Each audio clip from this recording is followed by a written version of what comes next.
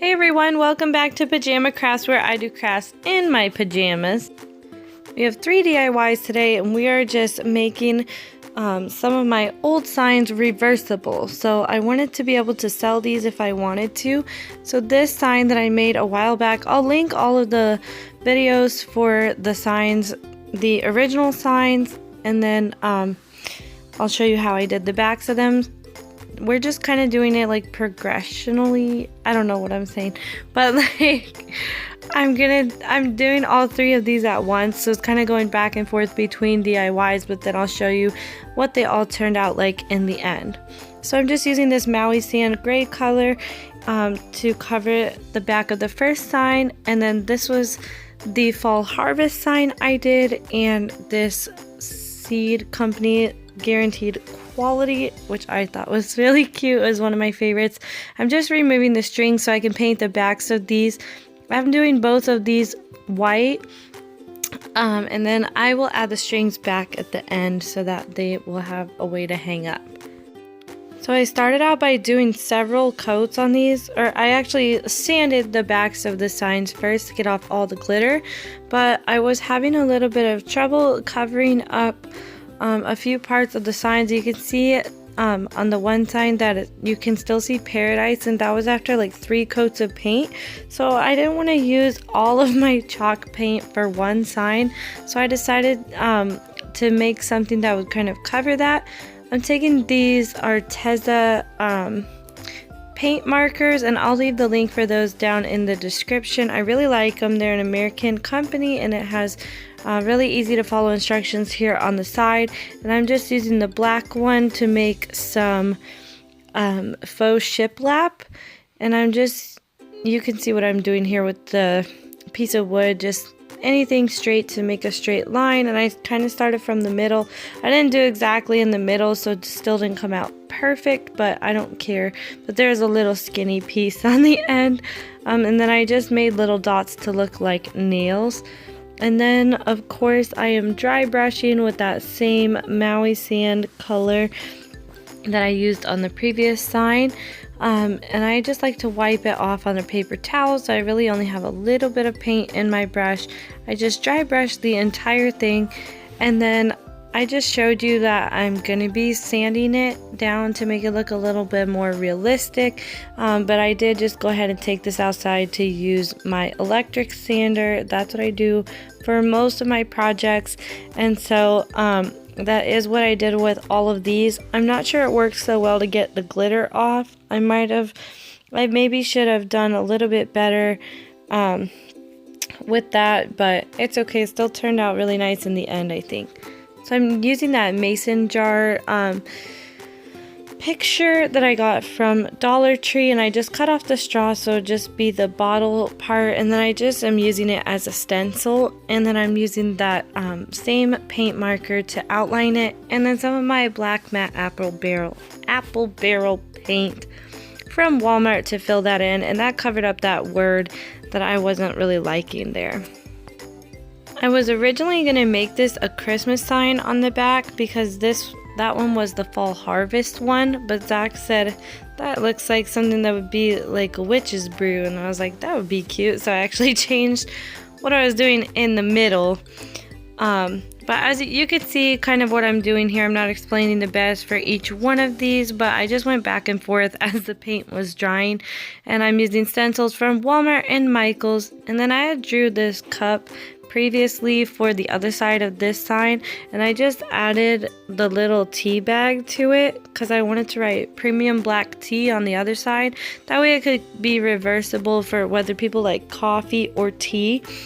And then my my white paint marker from Arteza, I actually broke it, so that was my fault. So I just had another paint marker on hand that I'm using here to fill in those little letters. Make sure to stay tuned to the end of the video if you want to see Brie singing. She loves music so much, and I also added a few little pictures of her at the end as well. We just went on a trip to see her great aunt, and she took a picture of us out on her turtle bench, and then I just have a few pictures of her eating and a video of her singing, just some things she's been doing lately, and she's looking so cute and growing up so much, and I know you guys like to see what she's been up to, so I just added some of those at the end as well. Now I went ahead and took a small brush to fill in the letters for the black T, and I just used some white apple barrel paint for this. You will need to use more layers because the apple barrel paint does not have as good of coverage as chalk paint, but I sometimes feel like it's easier to work with smaller letters just because chalk paint is so thick that it can dry too fast even while you're painting on kind of like small intricate things, if that makes sense. And then I just went around kind of not even very nicely, just kind of a little bit messy. I just went around the edges of the sign with my marker. And then I did go ahead and, of course, I distressed all of these outside with my electric sander. But I did go back in and outline the cup just because I thought it needed it, I guess. And I thought it wasn't standing out well enough. And then I also went back and added a little design near the bottom.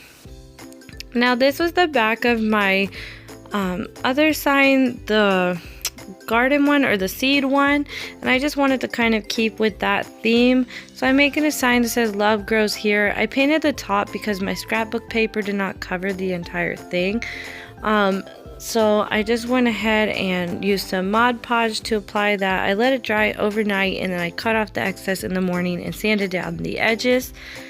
And then, I know we're flipping back and forth, but this is what I'm writing out for my witch's brew.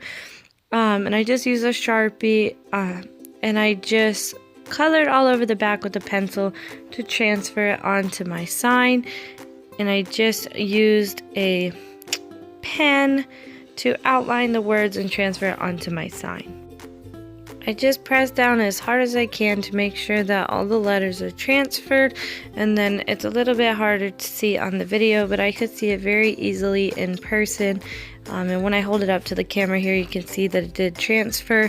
But if you are having trouble seeing it, you can definitely use chalk on the back, and that works as well to see on a darker surface. I just don't like to have the mess if I don't need to.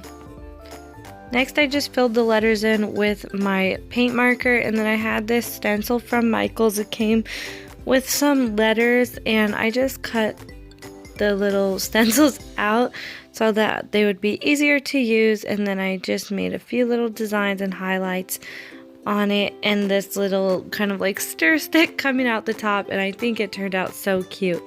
I did go ahead and sand this one down as well, just for a little more distressing. I was a little disappointed that I made my letters a little bit crooked on this sign, but I think it turned out cute anyway. And then for the love grows here, I'm just using that same stencil from Walmart. This is one of my favorite stencils from Walmart.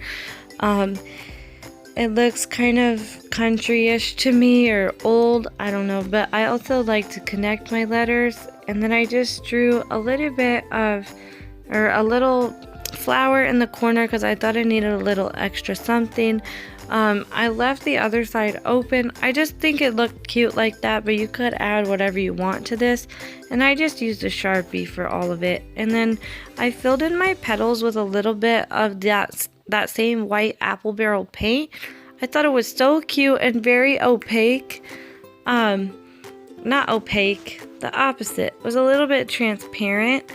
And so I really thought it turned out really cute. I just liked it, and I even sanded this down a little bit to distress it a little bit more at the end. I really like the finished product after all of these were distressed, and I think they turned out so cute. Let me know which one was your favorite, and if you would make any of these. But anyway, thank you so much for watching my video. If you enjoyed it, please give it a big thumbs up. Subscribe to my channel for more DIYs like these. I cannot talk today.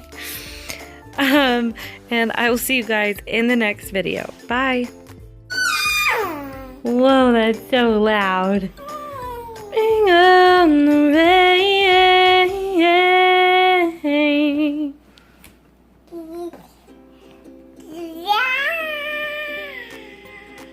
very pretty singing.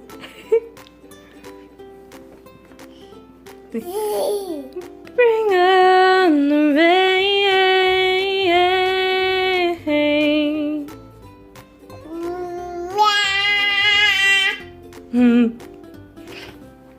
Good job.